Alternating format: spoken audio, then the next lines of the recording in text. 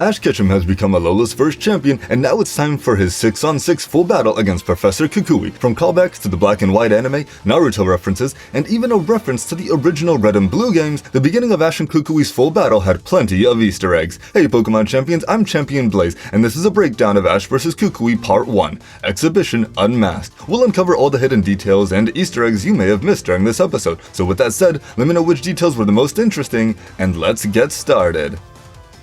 We begin by picking up from the last episode where Ash, Kukui, the Kahunas, and the rest of the Alola gang work together to fend off invading Guzzlord from destroying the Alola region. After the Guzzlord threat is extinguished, it's revealed that Professor Kukui is actually the Masked Royal. This shocks everyone, including Faba for some reason, who's already known longer than anyone else that Kukui was the Masked Royal because he found out when Team Rocket was threatening the Alola region earlier in the series. And of course, Banette is head over heels for Kukui more than ever after finding out she's married to both Kukui and the Masked Royal. Ash is absolutely amazed at this revelation and is now more stoked than ever for his exhibition match against Kukui. When the intro plays for Ultra Legends, we begin with this shot of the Alolan sunset that shines a brilliant orange as it glows to transition us to a shot of Ash running with Pikachu to jump off a cliff and dive into the ocean. We see some common water-type Pokemon as Ash and Pikachu swim to the surface, such as Tentacool and Seadra. Then we get a shot of Ash and his friends wearing their Ultra Guardian uniforms. The Ultra Guardians was a team founded by Lusamine at the Aether Foundation to protect Alola from any threats the Ultra Beasts could potentially pose. This could also be a nod to the classic Power Rangers, who wear various colored uniforms and have battled plenty of alien enemies over the years. Then there's a shot of Gladion on some rocky terrain, followed by Hau with his Dartrix and Ash's Rowlet. Rowlet would go on to have a friendly rivalry with Hau's Dartrix and eventual Decidueye shortly after meeting Hau. In the original opening, this shot is longer as it actually begins with Ash opening his Pokeball to send out his Lycanroc against Gladion's Lycanroc. Then we see Rowlet and Dartrix and then Ash's Torracat battling Kukui's Incineroar, followed by Pikachu firing Thunderbolt at Zeraora. Here, this refers to the episode where Ash and Pikachu were stuck in an alternate world where they met Dia and his Zeraora.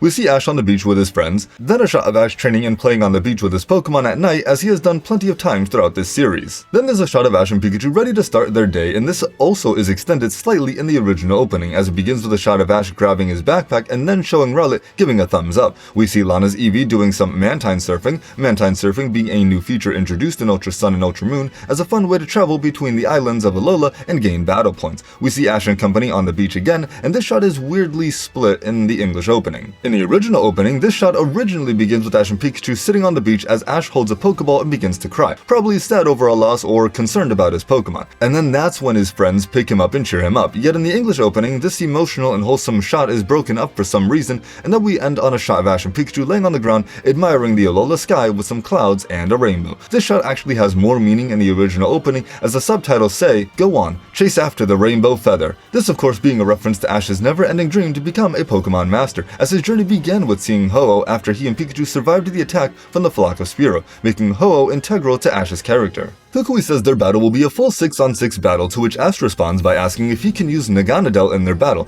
to which Kukui agrees since they're family. We then see Naganadel make a painting of the electric type symbol on the pier. This symbolizes its friendship and strong bond with Pikachu, since Pikachu was the main one on Ash's team who took care of it and helped it as a Poipole. Poipole loves to nuzzle up against Pikachu anytime it could and always made paintings to show its appreciation and love. So this little moment here is really sweet. Lana also makes an interesting comment as she says League Creator versus League Champion, which might just be a regular line to most, but for me, it immediately makes me think of the original Yu-Gi-Oh! Duel Monsters anime. In Season 1 during Duelist Kingdom, we got a duel between Seto Kaiba and Maximilian Pegasus, in the episode Champion vs. Creator Parts 1 and 2, where Kaiba challenged Pegasus to a duel to save his little brother Mokuba. So it's neat to see this Champion vs. Creator matchup here in Pokemon too. They probably didn't intend this reference at all, but they made me think of it, which was cool. Professor Kukui is voiced by Abe Goldfarb. Yeah, I know, Goldfarb, right? But Abe has also voiced Xerosic in the Pokemon XYZ anime too. Outside of Pokemon, he's also voiced Liam Stepford in Technobabylon, Tiberius from Shardlight, Reggie in Resonance, and Joey Balone in the Blackwell series. We then cut to Ash training with his Pokemon before his match against Kukui. He's practicing double Iron Bash with Melmetal, and they both spin to give the attack more power and strength.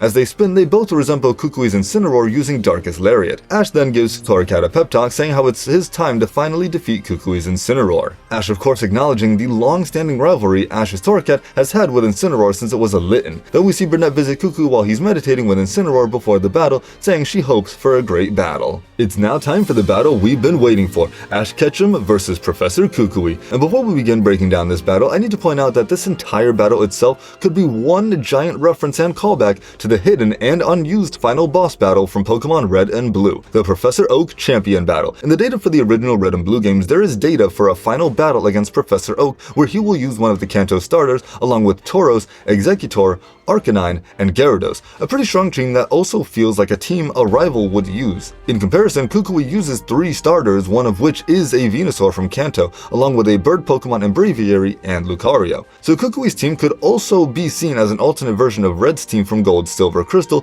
where he'll have 3 starters as well. Seeing as how Sun and Moon was the generation that celebrated Pokemon's 20th anniversary, a little Easter egg like this in the anime makes all the sense in the world. Ash and Kukui walk across the field to greet each other and shake hands before the battle starts, and you can see that look of determination and strong will in their eyes. Pikachu's raring to go, but Ash won't be starting the battle with him this time. Instead, he sends out Torracat. Kukui had a feeling he'd do that and respond by sending out Incineroar. We then get this incredibly dynamic pan shot across the battlefield, showing Kukui, Incineroar, Pikachu, and then Ash with a zoom into Ash's eye to reflect Professor Kukui. I love this imagery and symbolism here as it beautifully portrays the impact Kukui has had on Ash as not only his rival as the Master Royal, not only as his professor at the Pokemon School, but most importantly as his Alolan father. Their bond is truly one of the most special and one of the best in the entire anime. This shot here is also the same kind of dynamic shot we'd see years later during Ash's battle against Leon in the finals of the Masters 8 tournament. Ash begins the battle by using Flame Charge. This move parallels how Ash's first 2 battles against Incineroar played out,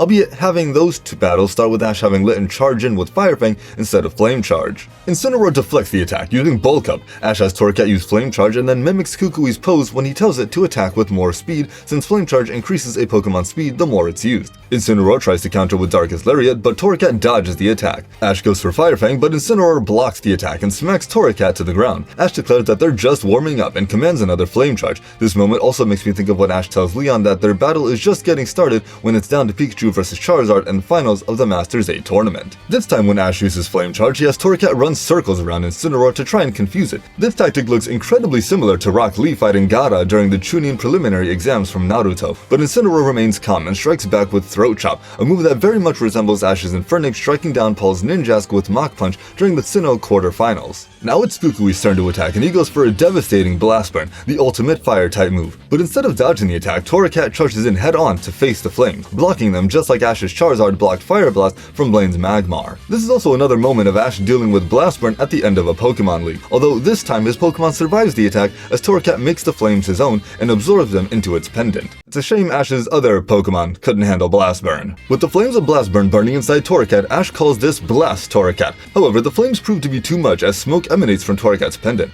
Becoming overwhelmed, Ash returns Torracat and then proceeds to send out Lycanroc against Incineroar. With Incineroar unable to move due to using Blast Burn, Ash launches Accelerock with Lycanroc. The move lands a direct hit. Ash follows up with Stone Edge, however Incineroar is now able to move again and counters with Darkest Lariat, breaking the stone pillars. But Ash has the idea to have Lycanroc grab a piece of the broken Stone Edge to strike down Incineroar. This is the same idea he used against Bryson in the Icera City gym to win against his Beartic. The attack connects and deals damage to Incineroar. Kukui returns Incineroar for rest and sends out Braviary. As he does, this makes Hala reminisce about Kukui as a young trainer with his Litten, remembering the drive and passion he's always had for battling, thinking that little Ku, as he calls him, is right here with them. Ash keeps Lycanroc in the battle. The battle ends with Braviary launching a powerful Rock Slide attack toward Lycanroc. A fantastic start to Ash and Kukui's full battle with some dynamic back and forth attacks from Torracat and Incineroar. These were all the hidden details and Easter eggs I could find, but let me know if I missed anything in the comments. Thanks for watching, and a special thank you to our channel members for their extra support. Click the videos on screen for more Pokemon battle breakdowns. Until next time, train hard, and I'll catch you guys later.